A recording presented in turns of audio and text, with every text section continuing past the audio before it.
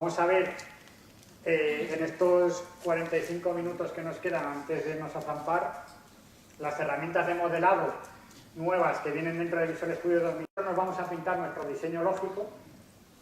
Vamos a tener diagramas de clases, de actividad, diagramas secuenciales, de componentes, ¿vale?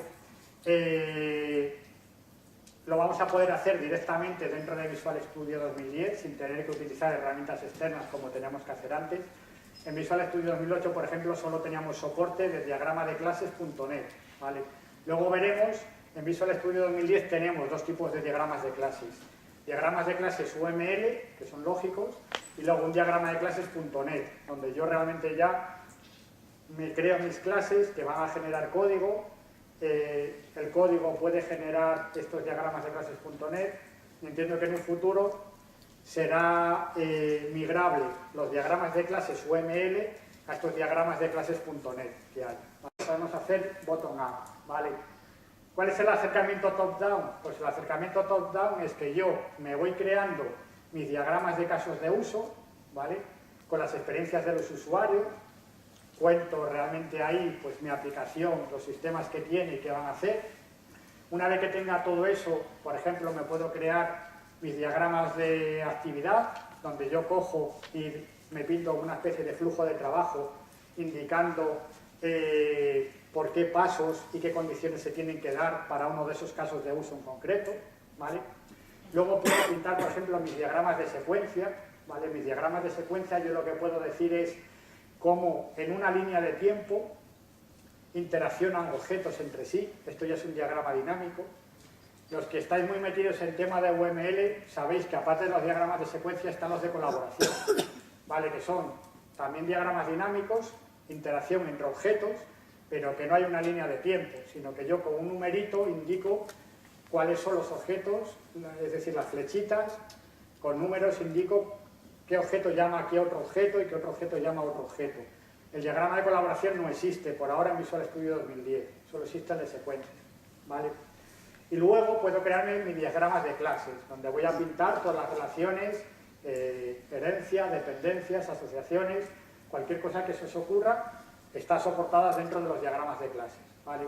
Lo bueno es que todo está relacionado, es decir, yo me creo un diagrama de clases y me creo una clase con un interface y luego me puedo ir automáticamente al diagrama de secuencia y decirle que ese objeto sea de tipo clase que me he creado en mi diagrama de clases. O sea, todos los diagramas están relacionados entre sí, ¿vale? El diagrama de arquitectura de M-capas. Yo te pinto una diagrama de arquitectura, te la grabo como una plantilla, que supongo que la habréis visto en la charla anterior, para que tú no tengas que crear el diagrama de arquitectura al desarrollador, sino que se lo das en una plantilla y además le dices qué cosas son las que no puede hacer a la hora de programar.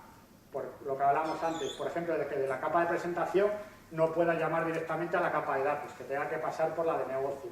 Pues ahí ya le estás limitando y al final es una cosa que está chula porque los arquitectos se volvían la cabeza loca definiendo arquitecturas maravillosas, pero luego llegamos los desarrolladores y nos hacíamos unos carajales que nos gustaban, que funcionaban, pero que no tenían nada que ver con la arquitectura que nos había definido el arquitecto. Ahora, al arquitecto al menos le han dado un arma para poder definir qué cosas puede hacer el desarrollador. Igual a vosotros echéis de menos otros principales diagramas que no están aquí. Pero yo creo que más o menos todas las fases de diseño lógico están cubiertas con estos diagramas que veis aquí. Casos de uso, ahora los iremos viendo uno por uno, ¿vale? Tenemos los casos de uso, tenemos diagramas de actividad, diagramas de componentes, diagramas lógicos de clases, ¿vale? Y diagramas de secuencia. Y luego hay otros diagramas .NET que son los que estábamos viendo hasta ahora, en 2008, ¿vale? 2005, que son esos diagramas que sí que tienen una relación directa con el código, que sí que yo puedo crear, cuando yo creo un método en ese diagrama, automáticamente se crea un método en mi código. Y cuando yo meto un método en mi código, se actualiza el método en mi diagrama. Esos son los diagramas de clases.net. Tenemos los diagramas de casos de uso, que son diagramas a alto nivel, son diagramas que se entiende que son específicos para personas de negocio, que tienen que entender de un vistazo cada uno de los subsistemas de mi aplicación y las dependencias entre esos subsistemas, ¿vale?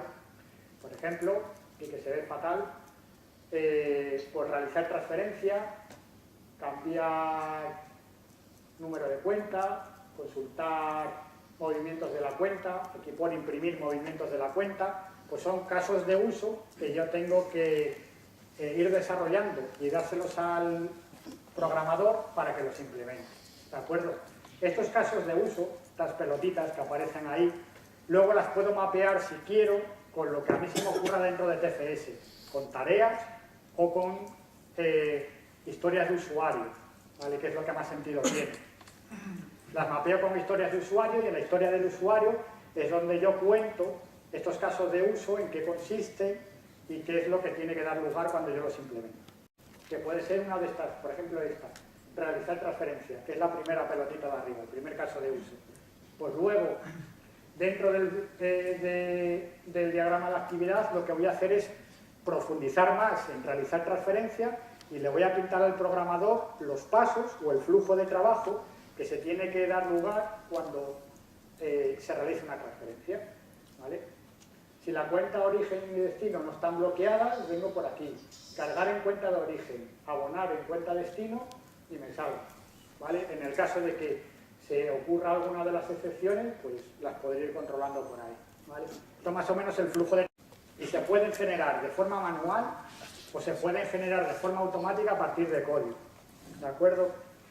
¿Qué puedo hacer? ¿Qué puedo yo pintar en un diagrama de secuencia? Pues puedo primero meter una línea de vida.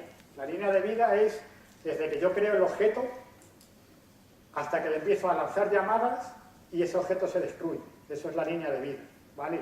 Y la interacción que tiene ese objeto con otros objetos. Esto es realmente un diagrama de secuencia. Yo puedo pintar aquí cajitas y ponerles un nombre, sin más.